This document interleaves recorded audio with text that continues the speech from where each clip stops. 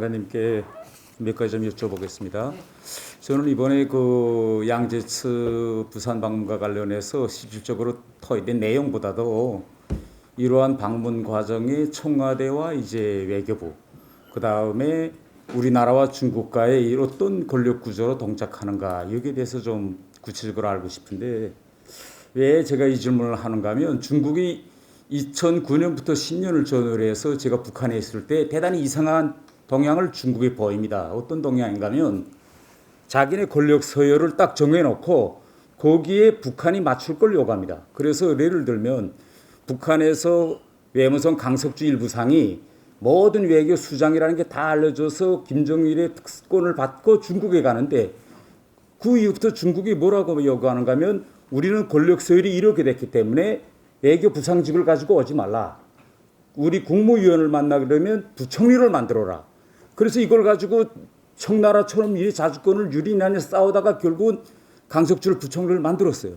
그래 부총리를 몇 년 하댔는데 또 중국이 뭐라, 이제부터는 시진핑 시대에 들어서면서 당 외교 중심으로 외사 판공 공작 여기를 중심으로 가니까 이 사람을 당직을 줘라. 그래서 결국은 2014년에 강석주를 또 당 국제비서로 뻗치다가 김정은이 또 임명합니다. 이렇게 중국이 상대역을 규정하고 상대역의 직까지 중국이 청나라 때처럼 자꾸 요구해요. 그런데 저는 아까 장관님이 우리 김영호 의원님 질문에 이번에 서훈 실장님이 상대역을 아주 잘 수행했다 이렇게 답변을 하셨는데, 그러면 이번에 양재츠가 온다라고 하면 그러면 상대역을 중국이 정하는가요? 이번에 우리 가면 서훈 실장을 꼭 만나겠다 이렇게, 아니면 우리가 대방이 누구든 관계없이 이번에는 청와대 안보실장이 나가서 토의해라, 이거 누가 정하죠?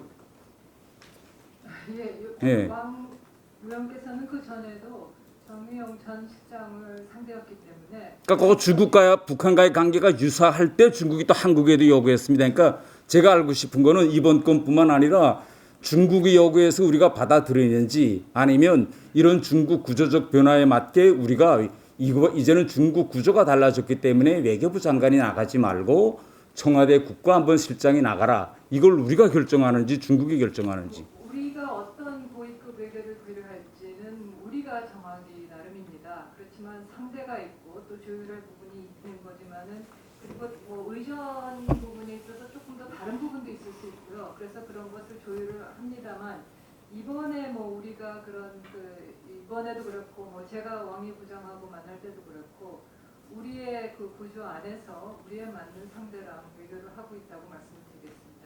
네, 계속인데 최근에 이제 우리 한국 한간에서 김정은의 병거설이 나온 다음에 북한에서 김정은이 없어지면 어떻게 될 것인가 이런 문제가 논의되면서 우리 드라마나 영화들도 아주 재미난 영화들이 나옵니다. 강철비 2라든가 그 다음에 60일 이게 이 지정생존권 이런 거 보면, 우리 최근에 그 드라마 보셨는지 모르겠는데 대한민국에서 대통령이 직무를 수행하지 못하고 갑자기 병고를 당한다든가 북한에 납치되어 간다면 이 나라는 어떻게 될 것인가, 이런 걸 다루는 드라마가 나오는데, 그래서 제가 들여다봤습니다. 그러니까 우리나라에서 대통령이 직무 수행을 못하면 권력 승계 서열을 보니까 장관님께서 5위예요.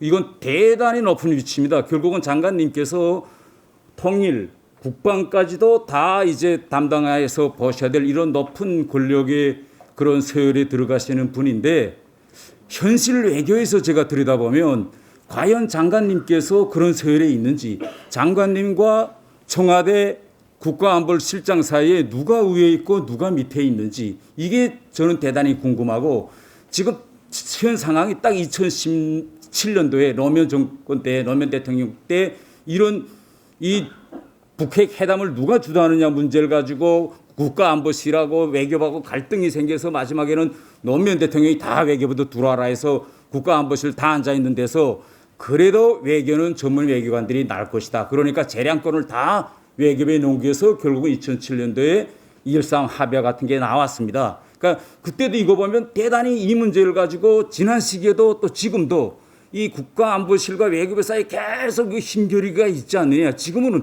어떻게 보십니까, 장관님께서는? 네, 외교부와 안보실은 실장님이 외교부와 저 사이에서나 그 실무 사이에서 수시로 소통하고 조율을 하고 업무를 하고 있습니다. 그리고 안보실은 그 안보 문제를 총괄을 하는 차원에서 또 안보 상임위 의장이시기도 합니다. 그래서 안보 상임위 또 실무 조정위를 거쳐서 그 외교부뿐만 아니라 통일 또 국방 등 여러 그 관련 부처가 같은 그 이 협의체에서 이 논의를 하면서 뭐 분업이 있을 수 있고 또 각 부처의 그런 어떤 전문적인 경험과 시각이 있을 수 있겠습니다만 특별히 뭐 누가 우위다 아니다 하는 것을 따질 필요 없이 양자 그 부처와 부처 간에 또 안보실을 통한 이 다부처 차원의 그 소통도 협의도 아주 활발하게 하고 있다고 말씀을 드리겠습니다. 일부만 좀 주십시오. 예.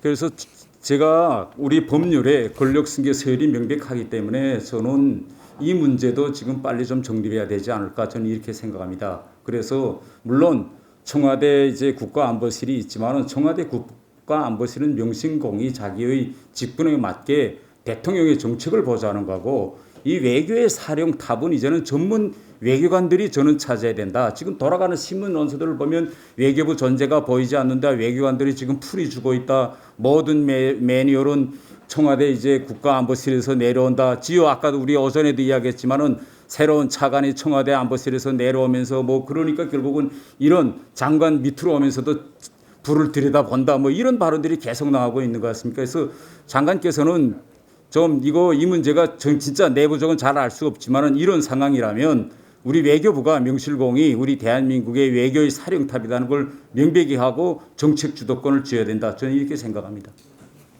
네, 잘 밀면에서 외교부의 존재감이 더 늘어날 수 있도록 노력을 하겠습니다만 이 외교부는 많은 부분을 알려지지 않는 일을 해야 되기 때문에 드러나지 않는 일을 해야 되기 때문에 그런 이 어려움도 있다는 것을 좀 말씀을 드리겠습니다. 네, 수고했습니다.